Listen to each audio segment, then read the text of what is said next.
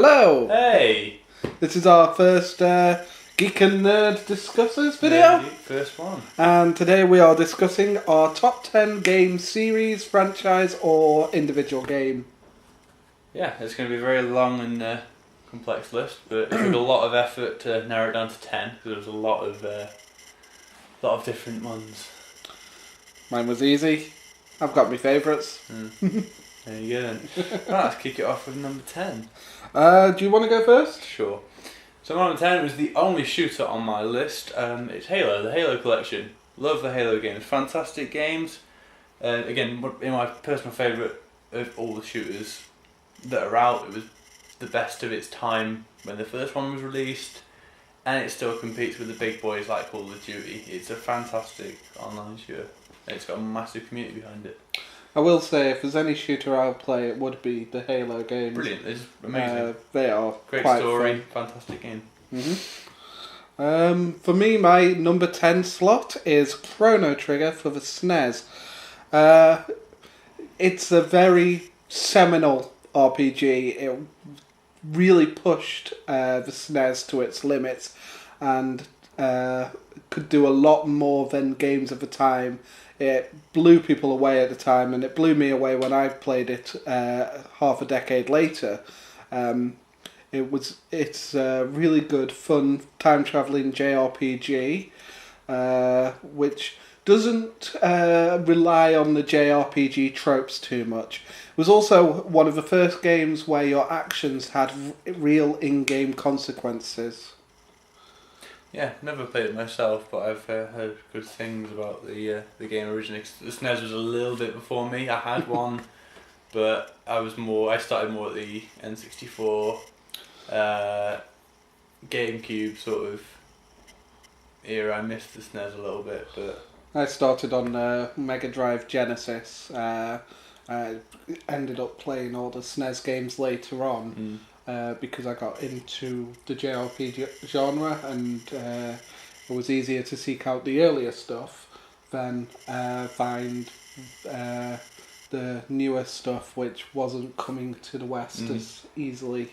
Yeah, there was a lot of games that were cut out because they just didn't come to England.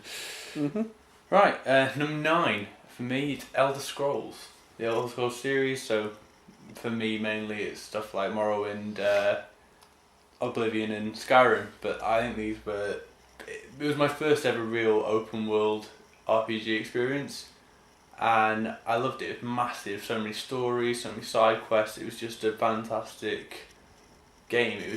I spent over 50-60 hours just playing Skyrim at a single playthrough. I played it so many times. It was a brilliant game. I just loved the way it worked, how it was so, you could do anything, you could go anywhere, you could speak to anyone, and you could do so many different things. There was different clans you could join and all this. It was so massive, it was overwhelming in a way. I think I feel the same way about Western RPGs as you feel about JRPGs. Yeah. I played Ultimate 9 and of Might and Magic back on my early PC days, but I never really got into the genre. There was a lot of walking about and not doing anything, whereas with JRPGs there's encounters every now and then. Good. So my number 9 slot is the Jak and Daxter series. Not so much the first one, which was a standard collectathon platformer. Yeah. Collect several thousand precursor orbs and move on to the next area to collect more. Yeah. It's basically the same as Mario and Croc and stuff like that. A lot of games are very similar. So I played that, and it was a fun platformer. But then number 2 came out, which in the UK was called Jak 2 Renegade. It was called something else in the US. And it completely underwrites the whole series, the genre and everything.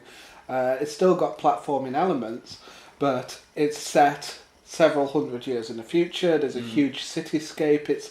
There's hover cars for you to thingy. It's like if they took Grand Theft Auto and made it cartoony. Yeah. There's a subplot about the emperor being evil and not being a real emperor, and there's all the time travel mechanics, and it just opens it up into this huge, varied world and varied gameplay. One minute you're doing you're mowing down enemies with a machine gun. The next minute you're in a hover car race. The next minute you're grinding and doing tricks on a skateboard in a skate park. There's so much to do in that game.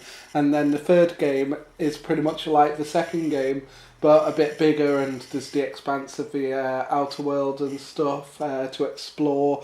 And there is the elements of platforming. There's a lot of jumping and spinning and stuff, but there's so much more to it by the time it comes around to the second game. It's just a fun experience to play. Yeah, I agree. Yeah, I've watched you. I haven't played Jak and Daxter much myself. I've watched you play a fair amount of it, and it seems like a lot of games that I play, which I'll mention later, are up on my list. But they're very fun games to play on. They take time and patience to sort of go through and do everything.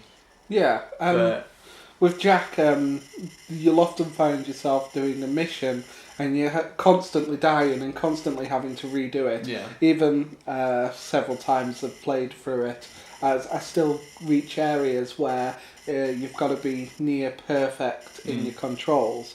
But that adds to the fun of the game. It's difficult. It doesn't punish you like Dark Souls for dying, so you can just keep going and keep getting better and better and getting further and further until you master it. And it's that mastery is always a fun skill. It's one of the games you've got to keep playing and playing and playing until you understand every single aspect of the bit you're doing. Yeah. So you can play it through perfectly. And for example, the other night I was replaying Jak 2. I was in the skate park collecting glowing orbs.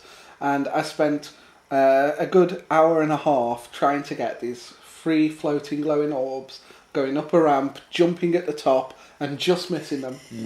And then the next night I just went on it again, and I decided to pull an ollie, pull a kickflip in the middle of the air as I jumped, and that gave me the extra boost to get them. And it's a horrible thing about gaming. You spend hours doing one thing, you get so stressed, you turn it off. Yeah. Play first time, next go, and you do it straight away. It's just, doesn't mind nothing. It really does. But it's part of the fun of gaming. Yeah, exactly. Right. Next, at number 8 is for me The Witcher 3. I picked solely The Witcher 3 because it's really the main one I played. I didn't delve much into the first 2. But 3 was my personal favourite. It's absolutely amazing. It was literally, for me, Skyrim, but with a much better story, much more diverse story. It was,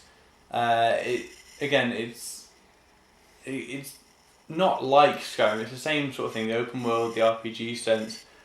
But as you said before, what you do in the game is another more modern version of what you do in the game affects how it ends and affects things that happen to you in the game. And I love that sort of style that it's so different. Everything you do affects what happens. If you play a horrible, evil character who just murders people for the fun, it will give you a really bad, more horrible ending when you finish.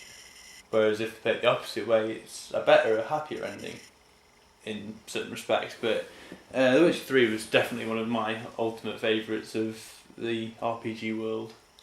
It also has the biggest RPG map, doesn't it? I think so, yeah. It is the biggest open world game with lots to do. It's also been rumoured recently to have a TV show. Netflix are about doing a Witcher TV show, which would be really, really interesting. That's a video for future games we want to be made into movies and TV shows, so keep your eye out for that. That'll be very, very soon. I am, for my number 8 slot, I am going with SimCity 3000. Wasn't expecting that. No, I've got something completely different down here, but then I thought on it and I thought I can't not have that in the list. So, SimCity 3000 is a city building game and resource management game, and I'd describe it as Excel on steroids.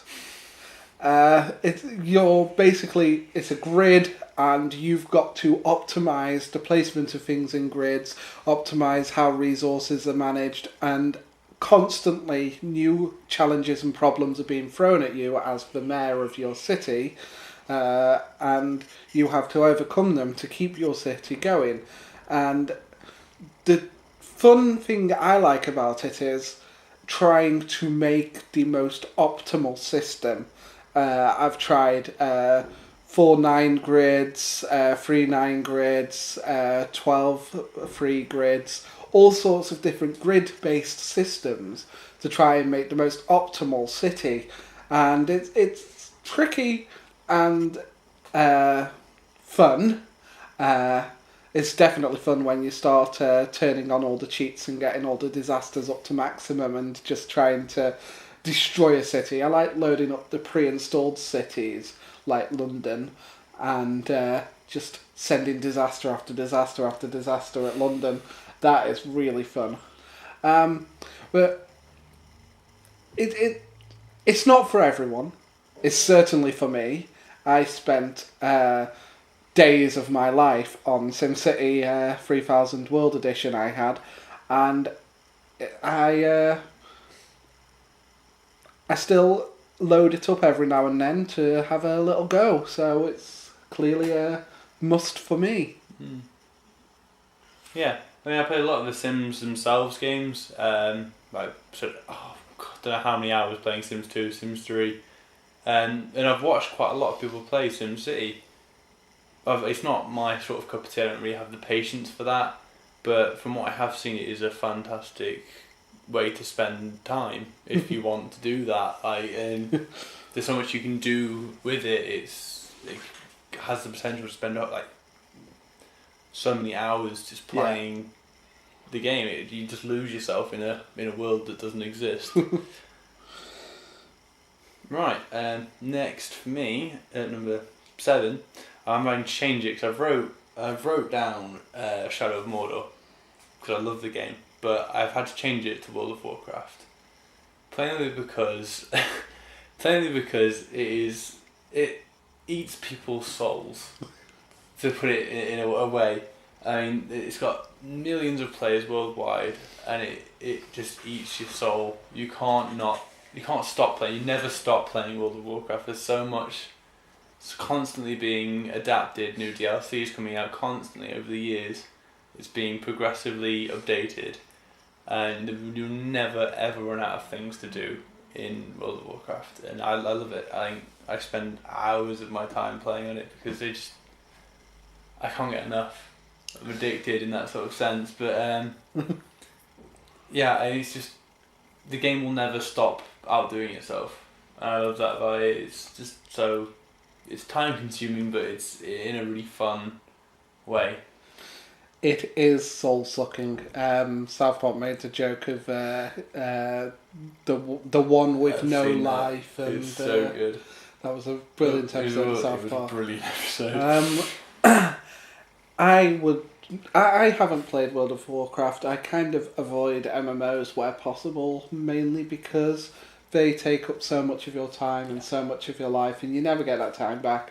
If you enjoy it, then it's time well spent. But for me, I'd rather pick up a nice game with a good story and play that through. I'm normally on that side. I hate playing online games. I never delve online too much. I always go for the story. But with World of Warcraft, it's completely different. I can't help but play it. That's addiction. It is. It really is. You need to go to a World of Warcraft anonymous group. I wouldn't be surprised if one of them existed. 9-step program or something. Step 1, throw your computer out the window. Oh dear. Okay, my number 7 is Portal. Well, what can I say? The cake is a lie, and the game, it's the perfect example of gameplay as storytelling. The game itself is a puzzle game where you've got to solve a puzzle, and you've got this constant narration from the best character in the world, GLaDOS, who is just playing with you and toying with you, and you feel like a rat in a maze, and every part of the game is meant to make you feel like a rat in a maze, especially when you find Ratman's dens and find all the secrets, and there's a lot of secrets in both the games. As I said, GLaDOS is amazing. She is Machiavellian, vindictive, witty, sociopathic computer who just wants to see you fail and keeps throwing challenge after challenge at you, and you've got to outwit her. And the portal mechanic, where you've got these weapons that can open a doorway to anywhere but can't open a doorway to your escape, that trapped feeling you get from that, the juxtaposition, it's just fantastic game design through and through. Yeah, no, I completely agree. I love the Portal games. Didn't feature on my list, but I do love the Portal games. They're very clever. I love puzzle games in general, but Portal bring it to a sort of console level. There wasn't many massive puzzle games in console world. There was a few indie games, but there was never anything that hit mainstream production. But Portal, apart from Portal, and Portal was just a brilliant game. It was really confusing and it took time. It was really, I loved playing it. The thing is, they simplified it down. They took out all the extra elements, the nonsense that goes with your generic puzzle game, and just said, here's a puzzle, here's where you're trying to get at, and here's who's trying to stop you. Go. Yeah. That's all it was. It was based on an earlier Portal game called Norbacular Drop, which was a student game, and Gabe Newell walked into a demonstration of Norbacular Drop, walked out halfway through the demonstration, sent someone back in, and hired for all the students who had worked on Norbacular Drop into Valve to make Portal. He just hired them on the spot. They were still doing the degree, and they all got a job at Valve creating Portal.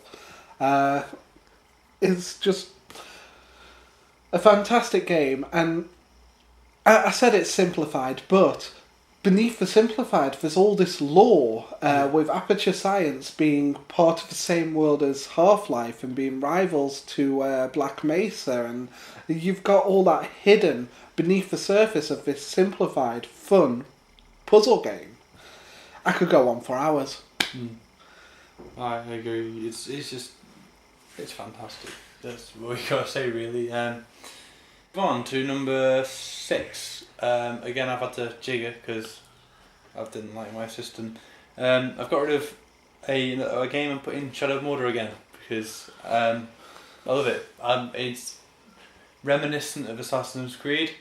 Same sort of gameplay, free running, open world, with mixed in with Middle Earth. I love Middle Earth. So it was a mix of two things that I love into one game. It was brilliant. It brought in its own Nemesis system, which revolutionised modern day gaming. It was fantastic. It was a brand new system that incorporated more that things you do change the way the game plays.